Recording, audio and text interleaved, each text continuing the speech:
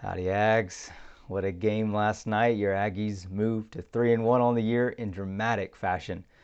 A 97-yard fumble recovery, lateral to the house combo, momentum grabber, jump up off your feet, and wildcat by Russell, Chappelle, and Damani. I almost broke my whoop after that play, I'm going to be honest. Now, you had to know. A matchup with the Hogs wouldn't be complete without some crazy circumstance or play. A doink off the upright was just perfection. Absolute perfection. Hogs have nightmares about overtime against us. Now they're going to have some sound effects to go with it. Dubbed the oink doink, the Aggies finally had something bounce our way, literally. Can you believe how poorly we played in this game, though, and still won? I mean, it defies reality, in my opinion. So frustrating, but all encouraging, all in one. We looked like a Big 12 team, I think, in the first quarter, an SEC team in the second and third quarter, and then a Big 10 team in the fourth. We got a lot to dissect in this game. Before we do that, give the channel a sub. Let's keep the train moving here. In return, if you go to Fuego and tell them my name, just say Central sent you. They'll say, huh? See, the thing is, I'm just an average Joe like yourself. For me, I enjoy this and just want to keep giving you and other Aggies content so you can enjoy the ups and get through the downs. Fuego doesn't know me, but maybe if I keep doing a good job for you all, they will. Who knows? First things first, Hogs, you have a good team. I think I painted your team nearly perfectly in my preview. I had a number of Hog fans sub the channel, which I take as a huge compliment. I think it attests to, how fairly I gave your team a review. I predicted 2017 Aggies, and I'm going to call that spot on. I mean, look, if you want to hold me to the kind of the 3 to 4 point sway in each of those, I mean, okay, fine. But I'm going to call that a win and take it. The Razorbacks are a good team.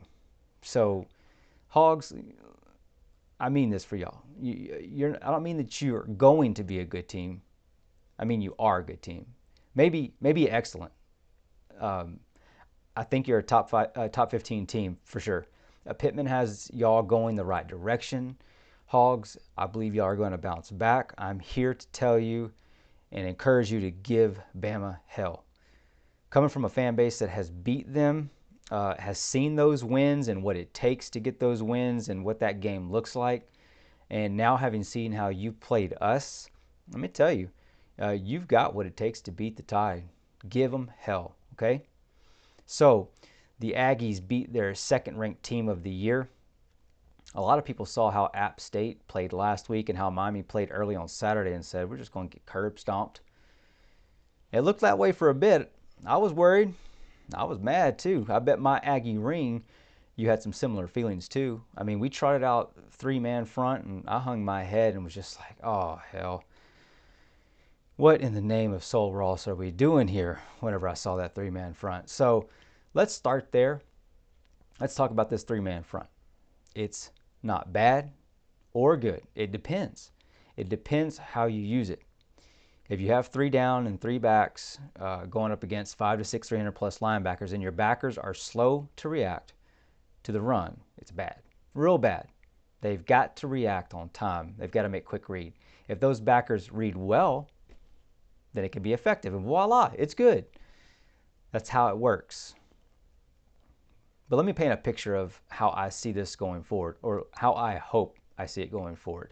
I would prefer, if we're going to run this 3-down lineman the rest of the season, Lord help me, then I'd like to see 5 on the line.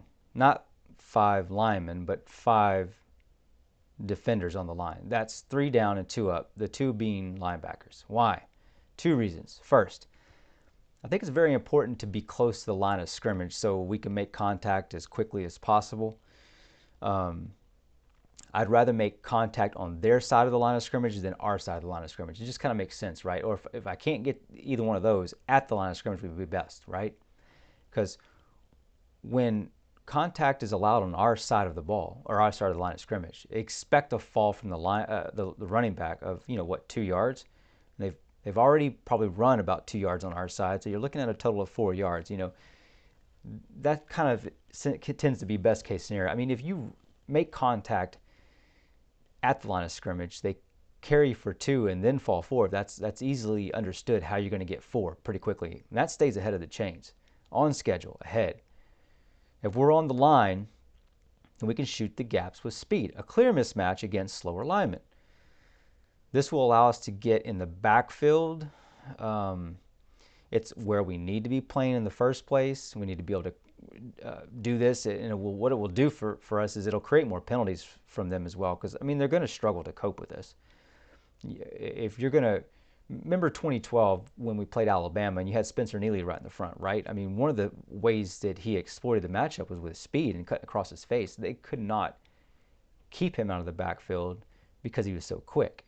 So that's one of the ways I see this working, if it's going to be. Second, when they're 5 on the line, how do you diagnose where the blitz is coming from?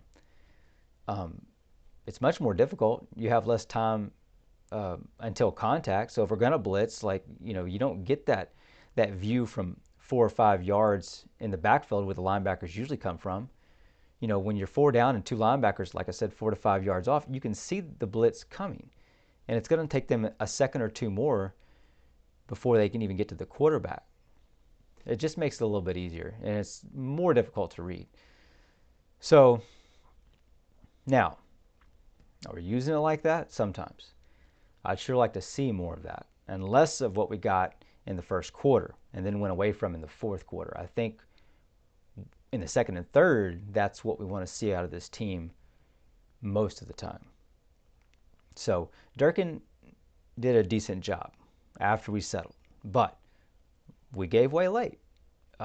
He needs to shore this up early, and look, he just needs to get this unit executing early. We've been used to slow starts with Elko.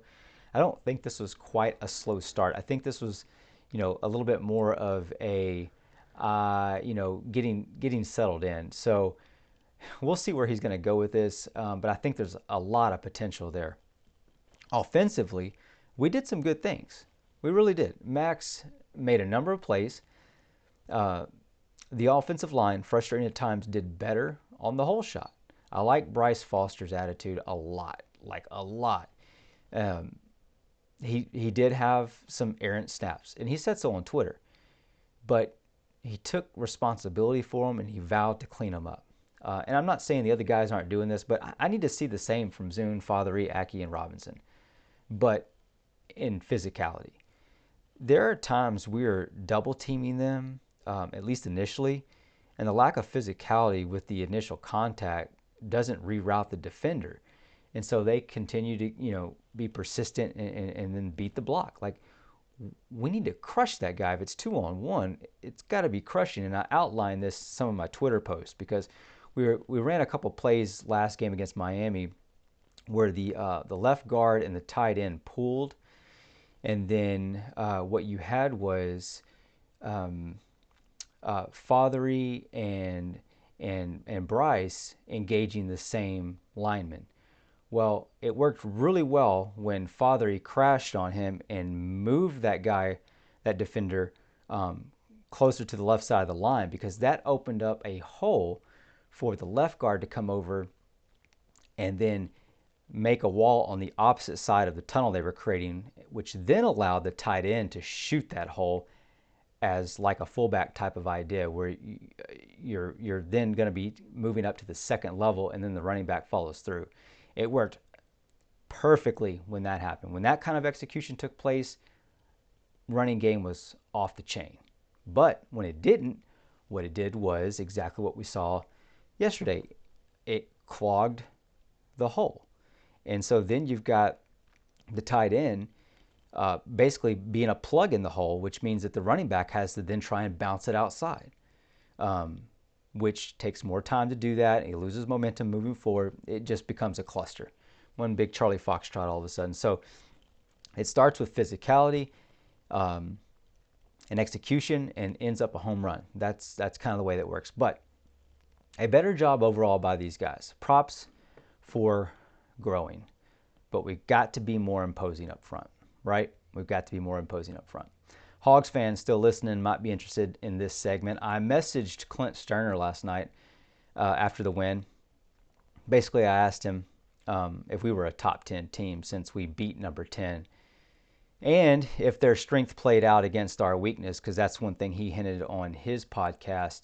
And their strength was supposed to be their offensive line and running game, and our weakness was that. And so this is a big, interesting conversation, right? Because even flexing their strength against our weakness, what happened? We were right there in it. A lot of self-inflicted wounds, as Jimbo said. You might be getting tired of hearing that, but it's true. And what happened? We still won. How did that happen? If you've got that kind of strength, it should weigh out, but it didn't. So, look, something has to be said about finding a way to win. All right. Sterner doesn't think we're a better team than Arkansas, and he might be right. But maybe our win was allowed more so than taken. Look, I'm not afraid to say it. We can talk about that, and I'm okay with that. There's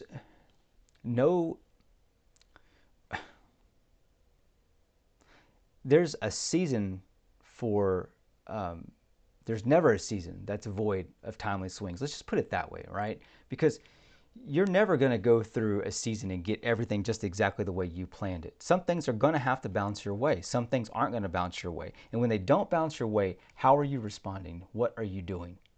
That's what I'm talking about here. And things didn't bounce our way partially in this game. Sometimes they did. And when they did, we took advantage and did what we needed to do. And that shows a team that has a culture of not quitting. I have never seen them quit. Have you? I've never seen it. So, were the Hogs the better team? Maybe. But were we better yesterday? You're damn right.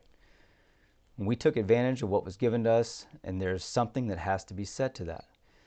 So the deal is this. We are figuring some things out. We are playing with our arms tied behind our back in large part. When we get our identity, if we get our identity, I think we've got lightning in a bottle. So Mississippi State preview tomorrow. Be there. We got a new beast to deal with, trust me. But if we slay that, we're going to be headed into Tuscaloosa 5-1. So there's that. See you tomorrow. Gig 'em.